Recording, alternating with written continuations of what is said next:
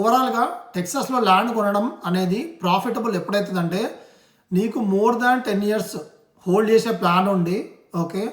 నీకు right location దొరికితే and also నీకు right away continuous cash flow నీకు అవసరం లేదు అనుకుంటే, ఆర్ మేబీ ఈ ల్యాండ్ మీద వచ్చే బెనిఫిట్ అనేది మీ కిడ్స్‌కి ట్రాన్స్‌ఫర్ అయితే చాలు అనుకున్నా కూడా వర్కౌట్ అవుతుంది. ఎందుకంటే it will take 10 to 20 years కదా. సో మీ కిడ్స్ మీద కొన్ని రిజిస్టర్ చేసుకున్నా కూడా వాళ్ళు ఇప్పుడు లెస్ దాన్ 10 ఉన్నోళ్ళు 30కి వచ్చేసరికి ఒక 20 ఏళ్లలో వాల్యూ వచ్చే పాసిబిలిటీ ఉంటుంది, వాళ్ళకి యూజ్ అవుతుంది.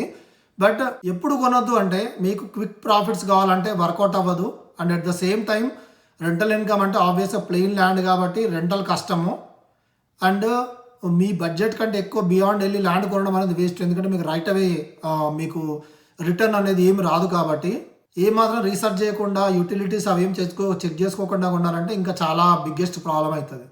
ఓవరాల్గా టెక్సాస్లో ల్యాండ్ కొనాలా అంటే నా పర్స్పెక్టివ్లో ఓకే, ల్యాండ్ మీద అప్రిషియేషన్ వాల్యూ అనేది లాంగ్ టర్మ్లో వస్తుంది.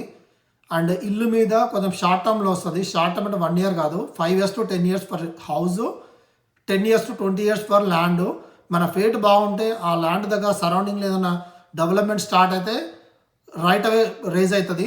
అదర్వైజ్ యూజువల్గా ల్యాండ్ అప్రిషియేషన్ 10 to 20 years. ఎందుకంటే ఇండియన్ పాపులేషన్తో కంపేర్ చేస్తే, ఇండియన్ ల్యాండ్తో కంపేర్ చేస్తే యూఎస్లో 400 million పీపుల్ ఉన్నారు, ఇండియాలో 1.6 billion పీపుల్ ఉన్నారు. అంటే లైక్ ఇండియా పాపులేషన్ 4 times ఉంది. అందుకని ఇండియాలో ల్యాండ్ వాల్యూ అసలు పడిపోవడం అనేది జరగదు.